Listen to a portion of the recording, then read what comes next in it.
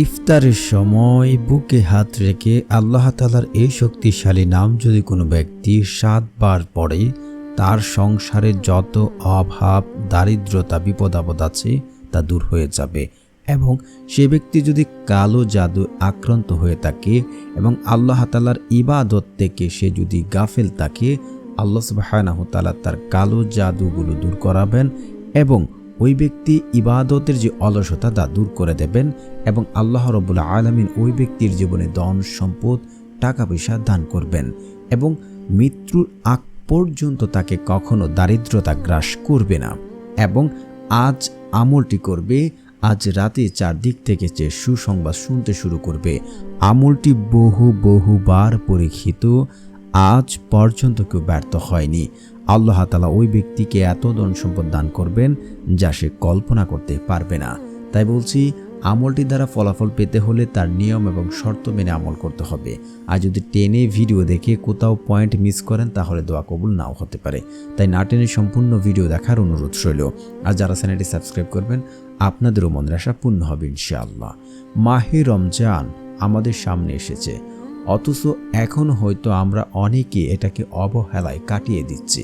এই মাহে রমজানের যে মাকসাদ বা মাহে রমজানের যে একটা তারতম্য, এটা আমরা হয়তো অনেকেই তা পালন করছি না। মাহে রমজানে আল্লাহ সুবহানাহু তাআলা দোয়া কবুল করেন যারা আমরা অভাবে আছি, দারিদ্রতার মধ্যে আছি, বিপদ আপদে আছি এবং বেকারত্ব রয়েছে। আমরা যদি আল্লাহ তাআলার কাছে মাহে রমজানে বেশি বেশি দোয়া করি, আল্লাহ রাব্বুল আলামিন এই দোয়ার ওসিলায় আমার আপনার জীবনের যাবতীয় অভাব অনটন, দারিদ্রতা, বিপদ আপদ, বেকারত্ব সব কিছু দূর করবেন। আমাদের মাঝে এমন হাজার হাজার ভাই রয়েছেন, প্রচুর পরিশ্রম, প্রচুর চেষ্টা করছেন, কিন্তু ভাগ্যের চাকা কোনোভাবেই ঘুরছে না। ভাগ্য যেন কোনোভাবেই সায় দিচ্ছে না। ভাগ্যের সাথে পাল্লা দিয়েও পারছেন না।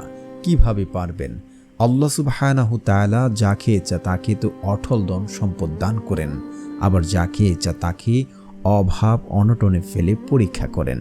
আমাকে আপনাকে হয়তো পরীক্ষা করছে, কিন্তু আল্লাহ সুবহানাহু তাআলার কাছে যদি আমরা ভালো করে চাইতে পারি তাহলে তিনি দেবেন। এমনটাই আল্লাহ রাসূল সাল্লাল্লাহু আলাইহি ওয়াসাল্লাম বলেন যে আল্লাহ তাআলা দেবেন, এটা আল্লাহর ওয়াদা। আর আল্লাহর ওয়াদা কখনোই বরখেলাফ হয় না যদি কোনো বান্দা চাওয়ার মতো চাইতে পারে। আমার দেখা একজন যুবক, তার জীবনে অনেক দুঃখ, কষ্ট, দারিদ্রতা, এমনকি এক সময় সে তার যে বেকারত্ব থেকে সে মুক্তি পাচ্ছে না এবং সে যখন বিয়ে করে তার টাকা পয়সা অনেক কিছু সমস্যায় জর্জরিত হয়ে যায়, কিন্তু সে নামাজ পড়তো না, সে আল্লাহ তাআলার কাছে হয়তো সাহায্য চাইতো না। তখন সে দেখলাম বেশ কিছুদিন পর দেখলাম যে তার টাকা পয়সা সে মোটর সাইকেল দিয়ে চলাফেরা করছে। তো একটু খোঁজ নিয়ে জানা গেল যে আমি তাকে একবার দেখলাম, দেখে বুঝলাম যে ও এখন পাঞ্জাবি, টুপি, লেবাস পরে সবসময় আল্লাহ রাব্বুল আলামিনের কাজে মগ্ন থাকেন, সবসময় ইবাদত করেন। তাহলে আমি বুঝতে পারলাম যে হয়তো সে আল্লাহ রাব্বুল আলামিনের যে আহকাম হুকুম তা মেনে চলেন। তো এক পর্যায়ে তার সাথে কথা হয় এবং বুঝতে পারি সে আমল করে এবং 5 ওয়াক্ত নামাজ আদায় করে।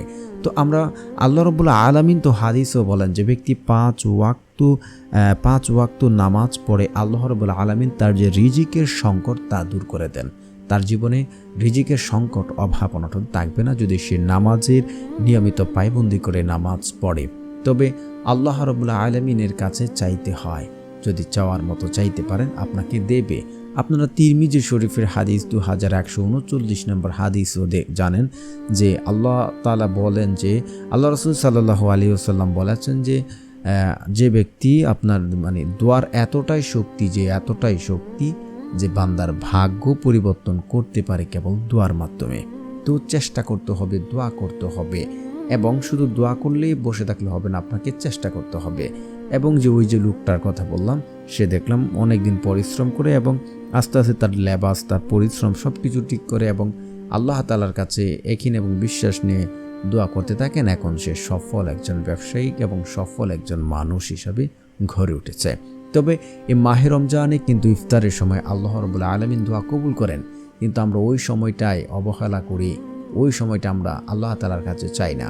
তবে যদি চাওয়ার মতো চাইতে পারেন, আল্লাহ তাআলার কাছে বলতে পারেন, আপনার চাওয়া পাওয়া কবুল করবেন। কিন্তু আফসোস, আপনি ওই সময় অবহেলা করি এবং অন্যদের সাথে গপ্প করে কাটিয়ে দেয়। ওই সময় আল্লাহ তাআলার কাছে একটু কান্না করে চান, আল্লাহ তাআলার কাছে বলেন আপনার চাওয়া পাওয়া কথাগুলি। আল্লাহ রাব্বুল আলামিন তো দেবেন, তিনি না করেন না। তো আমরা ওই সময় চাইব। তো কিভাবে চাইলে আল্লাহ তাআলা দেবেন, কখন চাইতে হবে, কোন পদ্ধতিতে চাইতে হবে, অনেকে আমরা জানি না। না জানার কারণে অনেকে দোয়া করেন, দোয়া কবুল হয় না।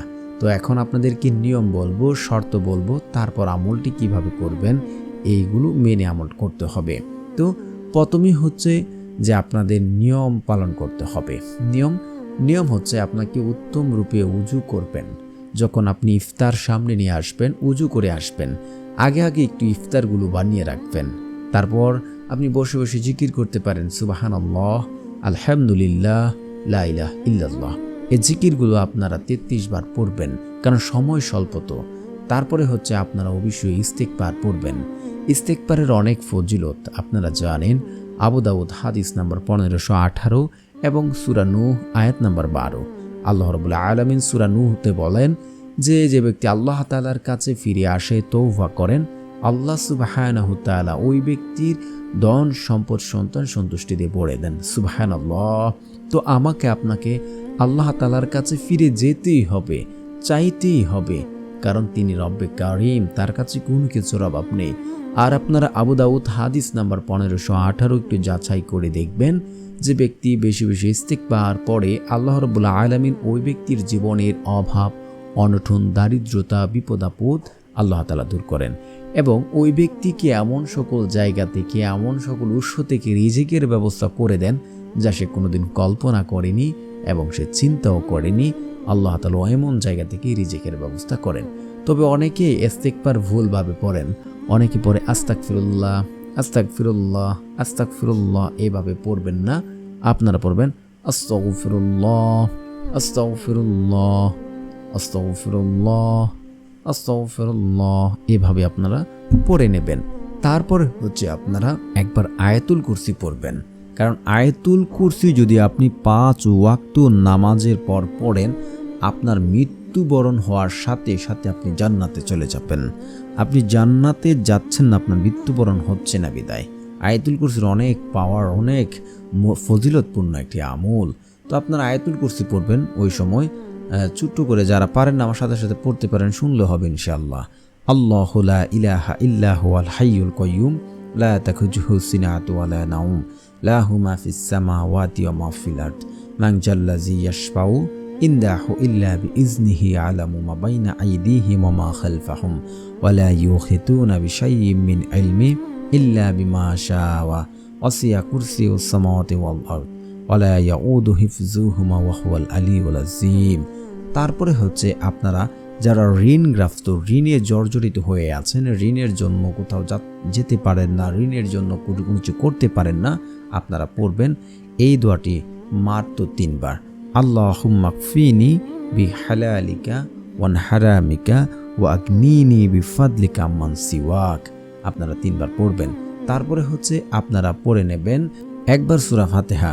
বিসমিল্লাহির রহমানির রহিম, আলহামদুলিল্লাহি রাব্বিল আলামিন, আর রহমানির রহিম, মালিকি ইয়াউমিদ্দিন, ইয়্যাকা না'বুদু ওয়া ইয়্যাকা নাস্তাঈন, ইহদিনাস সিরাতাল মুস্তাকিম, সিরাতাল লাযীনা আন'আমতা আলাইহিম গায়রিল মাগদুবি আলাইহিম ওয়ালাদ-দাল্লিন, আমিন।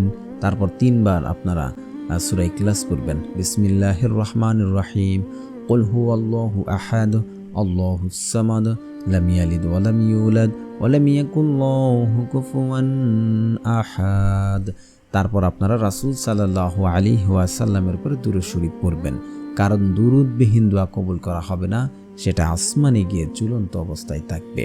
তো যারা পারেন না, এই ছোট্ট দুরূদ পড়তে পারেন, সাল্লাল্লাহু আলাইহি ওয়াসাল্লাম, সাল্লাল্লাহু আলাইহি ওয়াসাল্লাম, সাল্লাল্লাহু আলাইহি ওয়াসাল্লাম।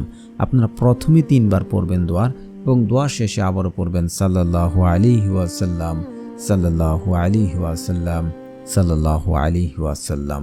দোয়া শেষে 3 বার পড়বেন। তারপর আপনারা আল্লাহ রাব্বুল আলামিনের এই শক্তিশালী নামটি পড়ে নেবেন। তো বন্ধুরা, যারা এই চ্যানেলটি সাবস্ক্রাইব করবেন আপনাদেরও মনের আশা পূর্ণ হবে ইনশাআল্লাহ।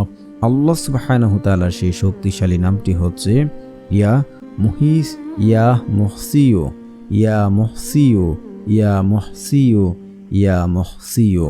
এই নামটি আপনারা পড়ে আল্লাহ তাআলার কাছে কায়মনোবাক্যে কান্নাকাটি করে দু চোখের পানি ফেলে অন্তরের অন্তঃস্থল থেকে আল্লাহ তাআলার কাছে চাইবেন। একহীন এবং বিশ্বাস রেখে কায়মনোবাক্যে যদি চাইতে পারেন, আল্লাহর কসম করে বলতে পারি আপনার চাওয়া পাওয়া আল্লাহ রাব্বুল আলামিন কবুল করবেন। হাদিস আছে, বান্দা আল্লাহর প্রতি যেমন ধারণা রাখেন আল্লাহ ঠিক তার সাথে তেমন আচরণ করে থাকেন। তো অবশ্যই আপনারা একহীনের সাথে কান্নাকাটি করে আল্লাহ তাআলার কাছে আপনার চাওয়াগুলো চেয়ে নেবেন ইনশাআল্লাহ। বিশ্বাস যদি করতে পারেন যে আমার দোয়া কবুল হবে, ইনশাআল্লাহ আপনার দোয়া কবুল হবে। আমলটি বহুবার পরীক্ষিত। আল্লাহ সুবহানাহু ওয়া তাআলা আপনাদের, আমার এবং আমাদের সকলের মনের আশাগুলো পূরণ করে দেখ, এজন্য দোয়া করি। আমিন আমিন সুম্মা আমিন।